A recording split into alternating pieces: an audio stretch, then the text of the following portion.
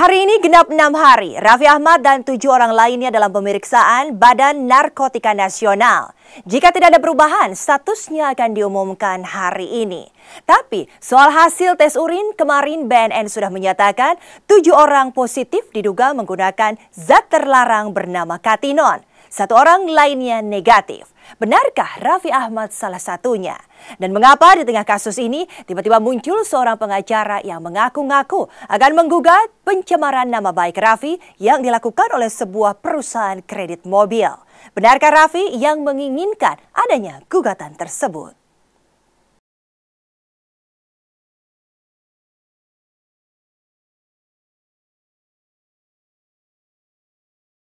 Bagaimanakah nasib Raffi Ahmad setelah masa pemeriksaan memasuki hari ke-6 pada Jumat ini? Sebagaimana diketahui dari 17 orang yang dibawa Badan Narkotika Nasional hari Minggu lalu, kini tinggal 8 orang masih diperiksa secara intensif. Dan Raffi ada di antara mereka, sementara temannya seperti Zaskia dan Irwansyah juga Wanda Hamidah sudah dibebaskan karena negatif. Dari 8 orang yang tersisa, 1 orang dinyatakan negatif, tapi statusnya mungkin turut diumumkan hari ini. Sementara 7 orang lainnya dinyatakan positif tes urinnya mengkonsumsi zat terlarang bernama katinon atau campuran katinon dengan jenis narkoba lainnya. Yang positif di dalam hasil pemeriksaan laboratorium Badan Narkotika Nasional itu ada 7 orang. Ke-7 orang ini positif menggunakan metilon.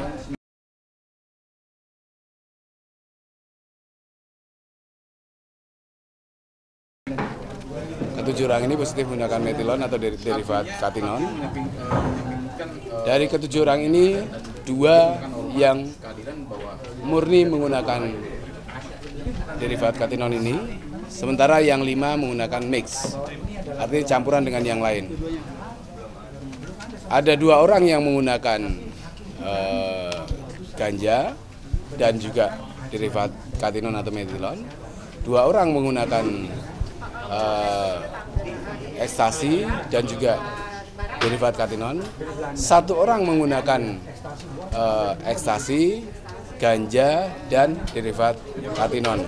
Serta 2 orang lagi yang murni menggunakan derivat katinon atau disebut metilon ini. Inisialnya seperti apa pembagian itu?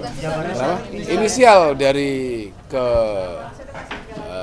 8 orang ini, ke-8 orang ini, 5 yang menggunakan SMIC ini itu ada K, ada W, ada M, ada MF, ada J, ada W. Saya urutannya nggak hafal ini. Terus yang murni menggunakan metilon atau derivat katinon itu adalah R dan RJ. Kemudian yang negatif adalah UW.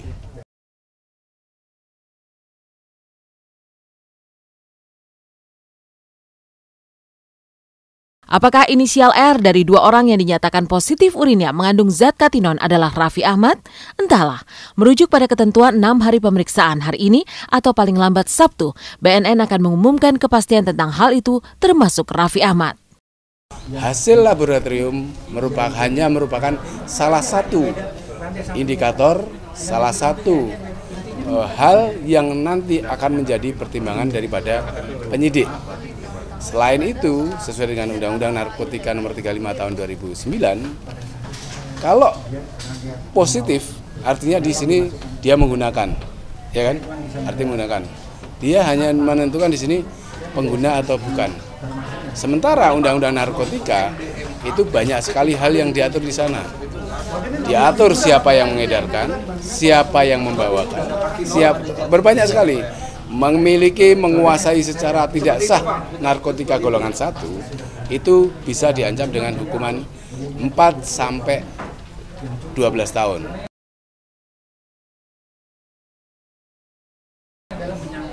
Mengedarkan, mengimpor, memproduksi, mengekspor narkotika golongan 1 bukan tanaman dapat diancam hukuman maksimal selama sampai pada hukuman maksimal. Yang pasti kita hari terakhir itu adalah Sabtu. Hari Sabtu. Ya, kita tunggu saja. Ya sebentar lagi saya akan coba ke tempat penyidik saya tanyakan lagi apa sejauh mana masih ini. Kalau memang bisa hari ini ya hari. Saya mendukung BNN dan saya menghormati BNN. Apapun keputusan BNN akan saya terima. Mungkin itu keputusan yang terbaik dan yang sebijak mungkin. Aku dari kemarin ditanya teman-teman wartawan soal itu belum berani jawab karena kan kita belum ada pemeriksaan BAP. Kita belum tahu keterangan-keterangan dari teman-teman yang ada di situ dan keterangan dari Raffi dari pertama kali dia hadir di sini sebelum kita dampingin pemeriksaannya seperti apa kita belum tahu. Jadi soal pertanyaan itu mungkin nanti setelah kita sudah menjalankan pemeriksaan BAP-nya.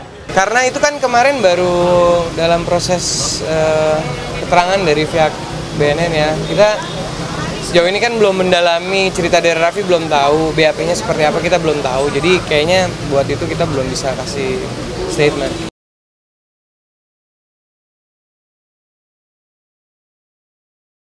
Di luar itu ada hal lain yang mewarnai proses pemeriksaan Raffi Ahmad belakangan ini.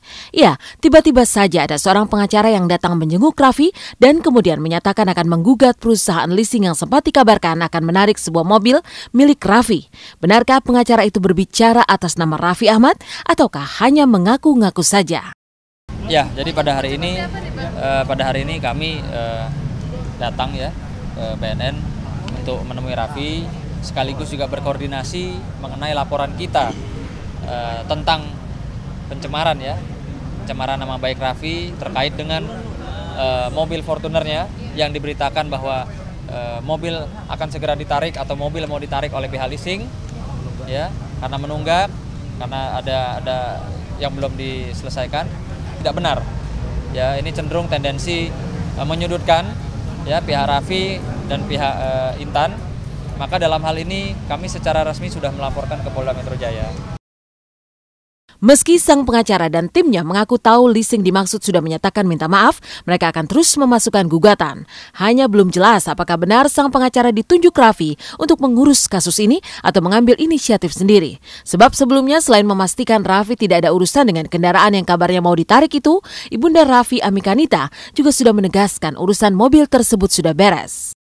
Enggak, Raffi silakan deh tanya ke perbankan. Raffi tidak pernah berhutang sepeser pun gitu. Kalau mencicil ya gitu. Tapi kan selama ini kenapa cicilannya selalu terbayar tepat waktu, nggak pernah ada masalah. Silahkan tanya gitu.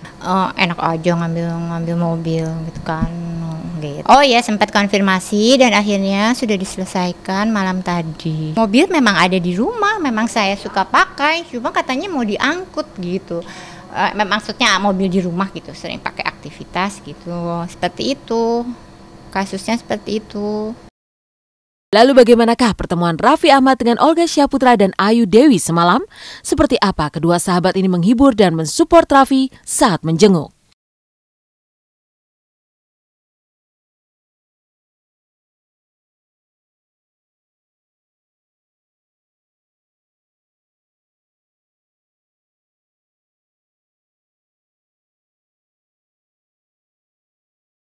Saya berusaha untuk saya ngobrol, rileks sama dia berdua gitu loh, sambil sama teman-teman juga ini ya. Seingin apapun Raffi Ahmad agar kasusnya cepat usai, ia bukanlah penguasa waktu. Raffi harus menjalani berbagai pemeriksaan panjang yang memang butuh waktu dan kesabaran. Untung banyak sahabat yang tidak hanya memberinya dukungan, memberi semangat, tapi juga sangat berduka atas peristiwa ini.